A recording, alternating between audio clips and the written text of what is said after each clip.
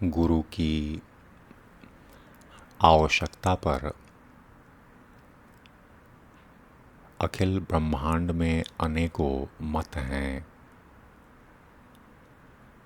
कोई कहता गुरु के बिना ज्ञान संभव ही नहीं, कोई कहता गुरु हमारे अंदर हैं, कोई कहता गुरु भगवान मात्र हैं।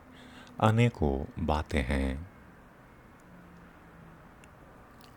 गुरु आवश्यकता पर महापुरुषों ने कुछ बातें कही हैं, आइए उनको सुना जाए।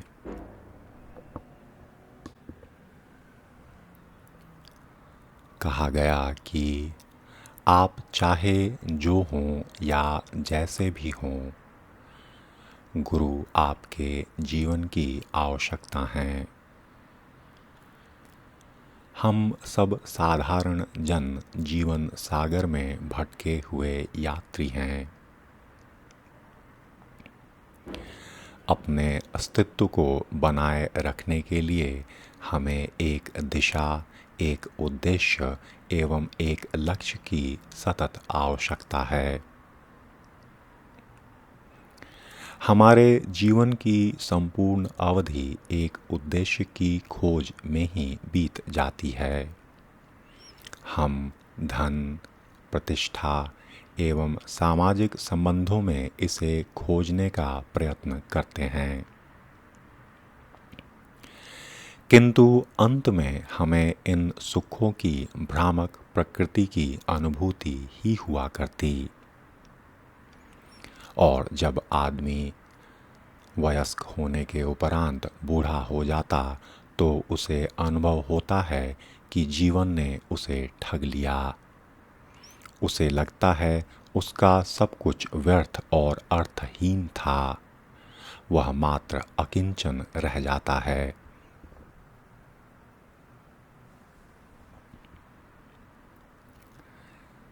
महापुरुष आगे कहते कि यदि आप अपने जीवन का सिंहावलोकन करें तो लगेगा कि आपका संपूर्ण जीवन कुछ खोजने में बीत गया। आप अनेक दरवाजे खटखटाते रहे पर असफल ही लौटे। आप शाश्वत प्रेम की खोज करते रहे किंतु वह आपको छल जाता रहा। आप धन एवं प्रतिष्ठा के पीछे दौड़ते रहे किंतु यह भी आपके लिए क्षणिक ही साबित हुआ। इन्हें प्राप्त कर लेने के बाद भी आप असंतुष्ट और अतृप्त ही रह गए। यदि आपको सुखी एवं सफल जीवन के सभी साधन, सौंदर्य, सुख, संपत्ति और सफलता उपलब्ध हों, तब भी एक असुरक्षा की भावना आपको चिंतन के क्षणों में परेशान करती रहती है। इन साधनों के खो जाने का भय, बूढ़े होने का भय, मृत्यु का भय, एकांत के क्षणों में ये जीवंत बन जाते और आपको कमज़ोर करते रहते। हम मानव अधिकतर समय भ्रम में ही रहते हैं।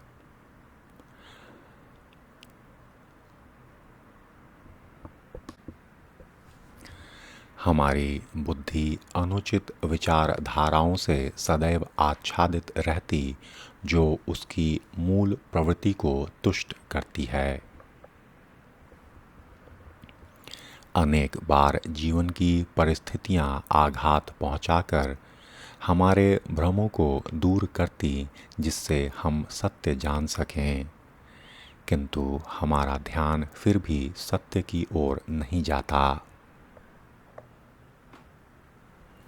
केवल ज्ञानी ही जीवन के संदेश को समझ पाते हैं, लक्षणों के गूढ़ार्थ को समझ पाते हैं। वे सहजता से यह स्वीकार करते हैं कि भौतिक सुखों की अपेक्षा अन्य महत्वपूर्ण चीजें भी हैं। यह बोध उन्हें अंतर्मुखी बनाता, तथा वे जीवन के अधिक अर्थपूर्ण संबंधों की खोज करने लगते। यही ज्ञान उन्हें अंतरात्मा की खोज की ओर लेकर जाता है। वास्तव में समस्या जगत में और गुणों में नहीं जिन्हें हम कारण मानते हैं। समस्या हमारे अंदर और हम में है। हम सांसारिक वस्तुओं को अपरिवर्तनशील, स्थायी एवं चिरंतन सिद्ध करने का प्रयास कर रहे होते, किंतु हमारा यह दृष्टिकोण ही पूर्णतया गलत है। विश्व के साथ स्थिरता या स्थायित्व जैसी कोई बात ही नहीं है। वास्तव में सतत गतिशीलता ही विश्व की अवधारणा का आधार है। निर्माण, पालन और विध्वंस तो प्रकृति के अंतर्निहित नियम हैं और हम इस प्रक्रिया को रोकने में पूर्णतः असमर्थ हैं। महापुरुष आगे बताते, तथापि हमें एक ऐसा स्रोत उपलब्ध है जो पूर्ण, अनंत और चिरंतन है, और यह स्रोत हमारे अंदर ही स्थित है। इसको पाने के लिए हमें बाह्य जगत को टटोलने की आवश्यकता भी नहीं है। अति निकट होते हुए भी यह हमसे बहुत दूर है। अज्ञान और भ्रम के कारण हम सर्वदा इससे अलग रहते हैं।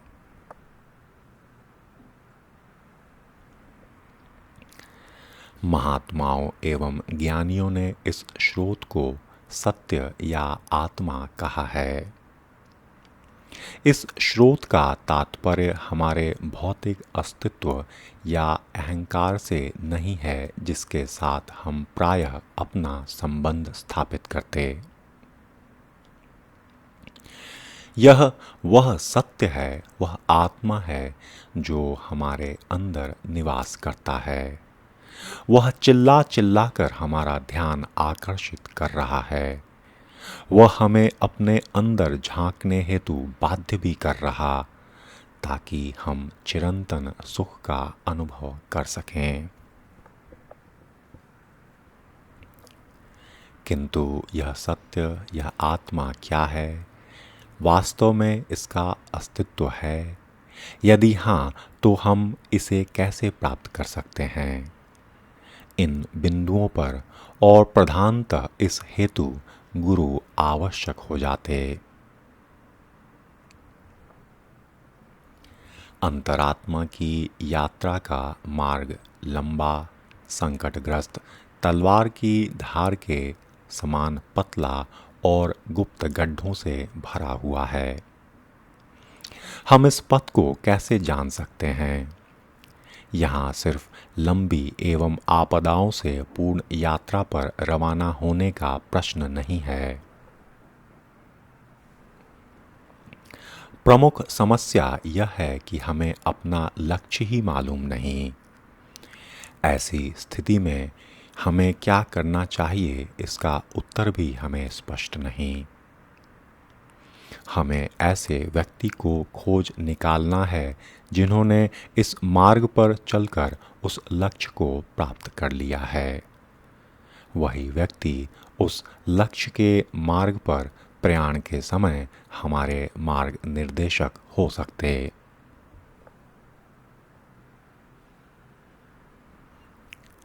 जिन मनीषियों ने गुरु शिष्य संबंधों का आविष्कार किया, उन्हें सांसारिक एवं स्थूल संबंधों की सीमाओं के बारे में पूर्णतः स्पष्ट अंतर्दृष्टि प्राप्त थी। वास्तव में हमारी यात्रा में वह व्यक्ति कैसे हमारा मार्गदर्शक हो सकता है जिनकी सजगता का स्तर वही हो जो कि हमारे स्वयं का है। यह तो वैसा ही होगा जैसे एक अंधा व्यक्ति दूसरे अंधे व्यक्ति का मार्गदर्शन करे। जिन लोगों ने इस तथ्य को स्पष्ट रूप से समझ लिया है, उन्होंने किसी ऐसे अधिक प्रज्ञायुक्त एवं अनुभवी व्यक्ति को खोज निकाला है जो उच्चतर उपलब्धि की ओर जाने वाली राह पर मार्गदर्शन कर सकें। दूसरे शब्दों में, उन्हें गुरु मिल गए हैं।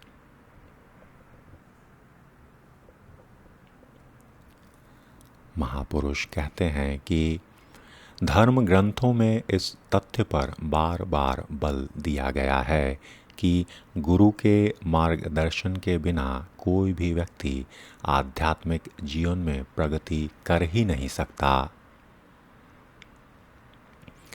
सभी दृष्टिकोणों से यह एक तर्कपूर्ण दावा मालूम पड़ता है। एक शिक्षक की सहायता के बिना हम विज्ञान, कला, इतिहास, भूगोल, गणित, वास्तुशिल्प इत्यादि का ज्ञान प्राप्त नहीं कर सकते। और तब आध्यात्मिक ज्ञान के लिए हम किस प्रकार अकेले प्रयास कर पाएंगे? हमें गुरु के लिए प्रार्थना करनी ही पड़ेगी, गुरु स्वीकार करना ही पड़ेगा। अनेकों लोग यह भी तर्क देते कि गुरु आवश्यक नहीं हैं, वास्तविक गुरु अंदर हैं। यह बात सत्य है, किंतु हम में से ऐसे कितने हैं जो हमारे स्वयं के अंदर स्थित गुरु की आवाज़ को सुन सकें, समझ सकें और उनके निर्देशों का अनुकरण कर सकें? वास्तव में हम तो उन गुरु के अस्तित्व में संदेह करने हेतु भी प्रवृत्त होते हैं। मनुष्य की मानसिक अवधारणाएं सीमित तथा स्थूल हैं। मानव मन विक्षुब्ध वासनाओं, इच्छाओं एवं महत्वाकांक्षाओं का संगम है। इन हलचलों के बीच हमारे लिए गुरु की अंतरतम में स्थित गुरु की आवाज़ सुनना संभव हो ही नहीं सकता। उनकी आवाज़ तो नीरवता की, शांति की आवाज़ है।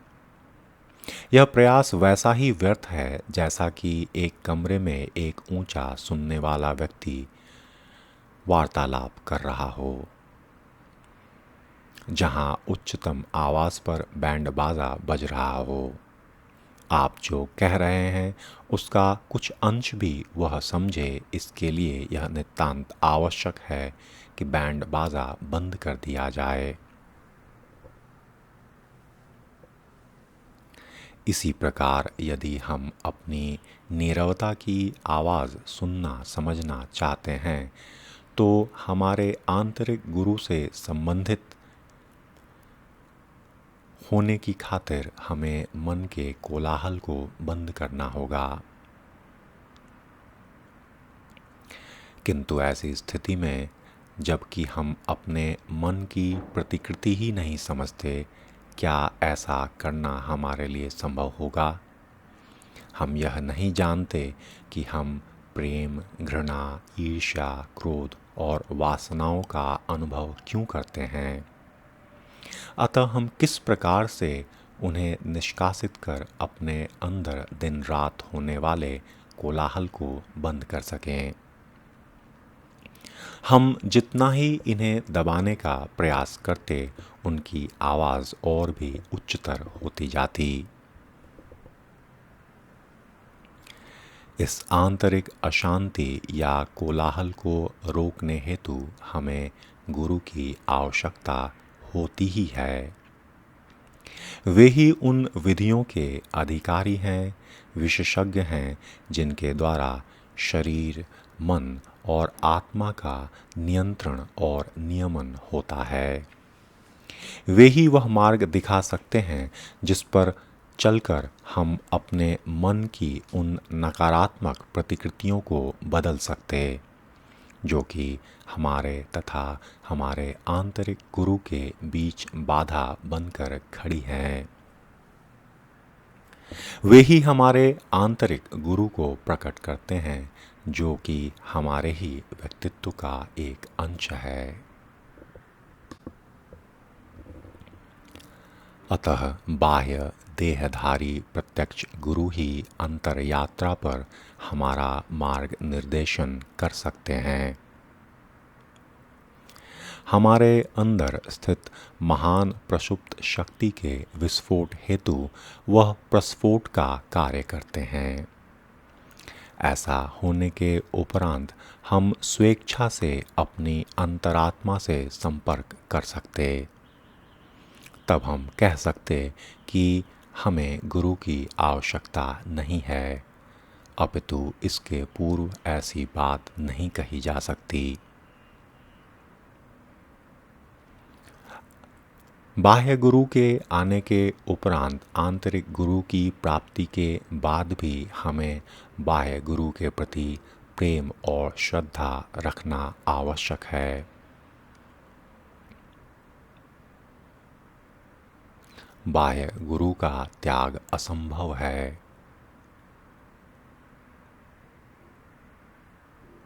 बाह्य गुरु हमें स्वयं ही क्या करना है सभी सलाह और सुझाव दिया करते।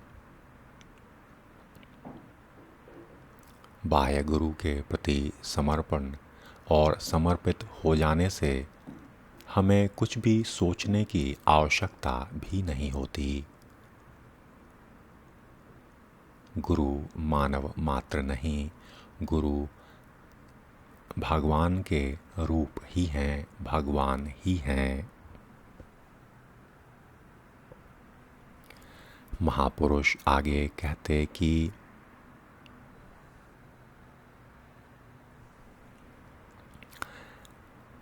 ऐसा भी हो सकता कि अनेकों लोग गुरु की आवश्यकता को अस्वीकार करते, क्योंकि उनके व्यक्तिगत जीवन में शायद इस विषय पर कुछ घटनाएं घट गई हों, उनका अनुभव संशय से युक्त हो। किंतु गुरु शिष्य संबंध के बारे में उनकी समग्र नकारात्मकता को कोई स्वीकार नहीं कर सकता। चूंकि इस संबंध को सकारात्मक रूप से अनुभव करने का सौभाग्य उन्हें नहीं मिला, इस कारण ही उनके अंदर यह दोषपूर्ण वृत्ति आज भी है।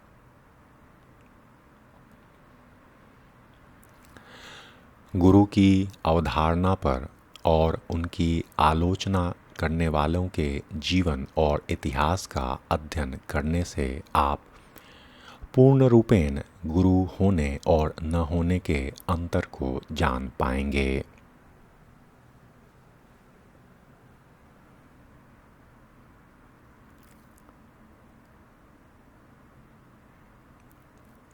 महापुरुष आगे बताते कि अपनी मानसिक असुरक्षाओं एवं सीमाओं के वशीभूत होकर अन्य लोगों को पथभ्रष्ट करना एक बड़ी गलती है। यदि किसी गुरु से अपने संबंधों के बारे में आपकी प्रतिक्रियाएं नकारात्मक हैं, तो आप उस गुरु की निंदा कर सकते हैं तथा उसके प्रभाव को अपने जीवन से बाहर निकाल दे सकते हैं। किंतु आप अपने मात्र इस एक अनुभव से सभी गुरुओं की सामान्य निंदा करने का आधार प्राप्त नहीं कर सकते। आपकी अवस्था उस व्यक्ति के समान है जिसका वैवाहिक संबंध असफल हो गया। ऐसी स्थिति में वह लोगों से कहता कि सभी स्त्रियां बुरी हैं, वैवाहिक संबंध व्यर्थ हैं। क्या उसका ऐसा कहना और करना उचित होगा? क्या कोई समझदार व्यक्ति उसकी बातों को सार्वभौम सत्य के रूप में स्वीकार करेगा? यदि वह व्यक्ति लोगों को यह समझाने में सफल हो जाए कि सभी स्त्रियां बुरी हैं तथा विवाह एक दुर्घटना है, तो मानव जाति के विकास के मार्ग में जबरदस्त बाधा उपस्थित हो जाएगी। आश्चर्य की बात तो यह है कि जो लोग गुरु की निंदा करते तथा घोषणा करते कि गुरु शिष्य संबंध मानसिक विकास में सहायक नहीं है, वे ही एक समय आने पर स्वयं गुरु पद प्राप्त करना चाहते। वे यह दावा करते कि उन्हें ज्ञान बोध प्राप्त है तथा वे अपने ज्ञान का संप्रेषण कर सकते। ऐसा व्यक्ति जो शिष्यत्व की शर्तों को पूर्ति न कर सका हो, गुरु कैसे हो सकता है? गुरु बनने हेतु एक व्यक्ति के लिए उत्तम शिष्य बनना सर्वप्रथम अनिवार्य है। उसे उन कठिनाइयों, दुख, अनादर, आघातों तथा सत्य परीक्षाओं से गुजरना ही पड़ेगा जिनका एक शिष्य को सामना करना पड़ता। उसे अपने अहंकार का उन्मूलन करना ही होगा तथा घास की एक पत्ती के समान विनम्र बनना होगा। तभी वह गुरु के रूप में प्रस्फुटित हो सकता है, अन्यथा नहीं। भूतकाल में तथा हाल के वर्षों में भी ऐसी अनेक उदाहरण को हम देख सकते, जबकि शिष्य का अनुशासित जीवन बिताए बिना शीघ्रता में गुरुत्व प्राप्त करने वाले लोगों को खतरों का शिकार होना पड़ा। यह अनुशासन केवल वैसे संतों के लिए आवश्यक नहीं है जिन्हें जन्म से ही ज्ञान बोध प्राप्त हो गया हो। गुरु मार्गदर्शक प्रकाश हैं। वे भौतिक शरीरधारी हो सकते, किंतु उनकी आत्मा उच्च और अज्ञात जगत में ही घूमती रहती। वे अपनी ही नहीं, हमारी आवश्यकताएं हेतु धरती से जुड़े भी रहते। उनका प्रयोजन स्वार्थ रहित है। उनकी तो समस्त इच्छाएं समाप्त हो चुकी। उनका कोई लक्ष्य और कोई भी आकांक्षा नहीं है। यद्यपि देखने वालों को ऐसा लग सकता कि वे जो भी कर रहे उसमें पूर्णतया लिप्त हैं, डूबे हैं, किंतु उनके लिए सब माया है। ऐसे महान गुरुओं में एक विशेष योग्यता होती कि वे प्रत्येक कार्य का साक्षी होकर ही कार्यों को संपूर्ण करते। किसी भी समय वे स्वयं को उन कार्यों से बाहर ला सकते। गुरु हमारे जीवन की पूर्णता हैं। वह पवित्रता, शांति, प्रेम और ज्ञान की साक्षात मूर्ति हैं। गुरु ही हमारे अंतःकरण के इन गुणों को प्रकट करने के उत्तरदायित्व का वहन करते हैं। जब हम अपने सीमित व्यक्तित्व को इन विशेषताओं के संग गुरु की धारणाओं पर छोड़ देते, तब गुरु स्वयं ही हमारे लिए समस्त कार्यों को संपूर्ण किया करते। हमें कुछ भी नहीं करना पड़ता।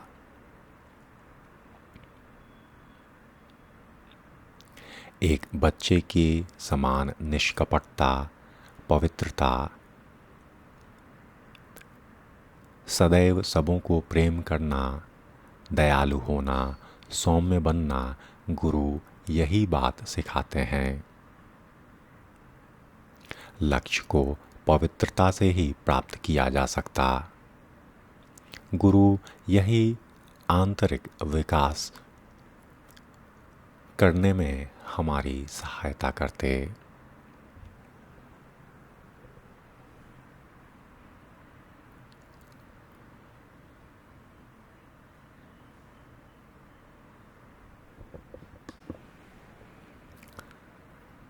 महापुरुष आगे कहते कि इन बातों के अतिरिक्त आप में से कुछ लोग अपनी अंतरात्मा को जानने की आकांक्षा भी नहीं रखते होंगे।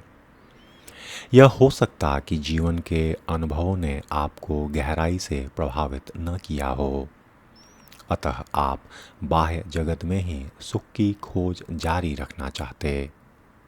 ऐसा होने पर भी गुरु आपके जीवन की एक आवश्यकता हैं, क्योंकि आप यह अवश्य स्वीकार करेंगे कि कभी-कभी जीवन की परिस्थितियों तथा क्षमता के अभाव के कारण आपको कष्ट भोगना पड़ा है।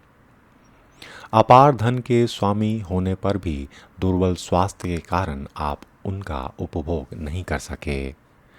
आपके अनेकों बच्चे हैं, लेकिन वे नशीली दवाओं, उन्माद और विखंडित मानसिकता के शिकार हैं। व्यवसाय तो आपका अच्छा है, किंतु मानसिक संतोष नहीं है।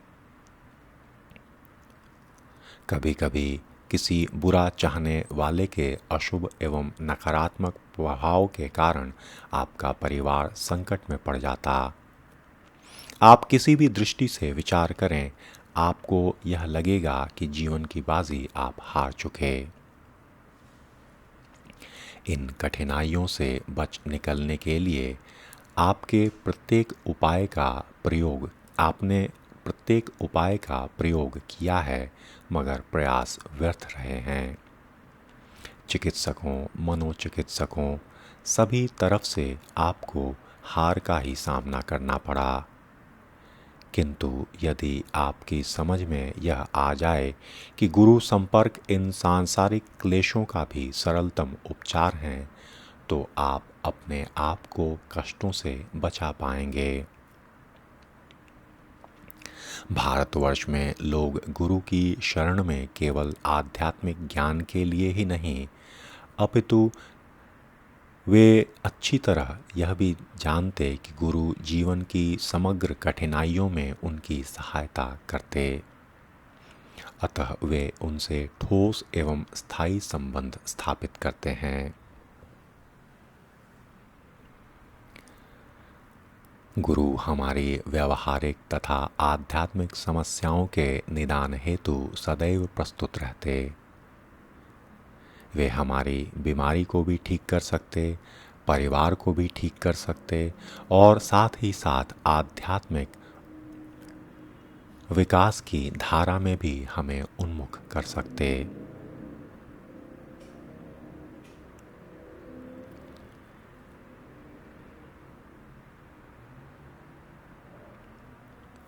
गुरु का अस्तित्व इंद्रिय ज्ञान के क्षेत्र में नहीं होता, उन्हें ब्रह्म ज्ञान प्राप्त होता है और उनका यह ज्ञान स्थान और काल की सीमाओं से परे है। उन्होंने अपनी अंतर्दृष्टि की शक्ति विकसित कर ली है। गुरु हमारे भूत, वर्तमान, भविष्य सभी को जानते। ईश्वरीय शक्ति उनके माध्यम से कार्य करती है। यही कारण है कि उनके सत्संग और संपर्क का परिणाम हमेशा शुभ होता है। उनकी सलाह सही और निर्णय ठोस होते। हमारे ऊपर आने वाले संकटों को भी वे अच्छी तरह जानते। समस्या आने के पूर्व ही वे हमें सलाह और चेतावनी दे दिया करते। किंतु उन्हें समझने के लिए हमें उनके शब्दों के प्रति ग्रहणशील होना होगा, उनको समर्पित होना होगा। तभी गुरु के मार्गदर्शन और उनकी सुरक्षा का भाव हम जान सकेंगे। महापुरुष कहते कि जीवन में आपकी कोई भी भूमिका हो, आप धनी हों, गरीब, सुखी हों, दुखी हों, स्वस्थ हों, अस्वस्थ हों, आपकी चेतना विकसित हो या अविकसित हो, आपकी शिक्षा के लिए गुरु के पास कुछ न कुछ अवश्य होता है। उनके पास सभी लोगों के लिए एक न एक संदेश है। जिस व्यक्ति ने कभी भी कठिनाइयों का अनुभव नहीं किया है, वह भी अस्वीकार नहीं कर सकता कि उसके जीवन में भी असंतोष, निराशा और रिक्तता की अनुभूति के क्षण नहीं हुए हैं। सद्गुरु हमारे जीवन की इन रिक्तताओं की पूर्ति करते थे। अब हम इस स्थान पर विराम लेते हैं।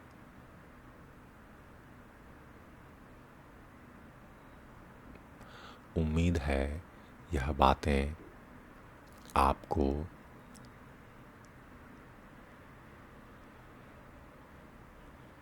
ठीक लगी हों। धन्यवाद।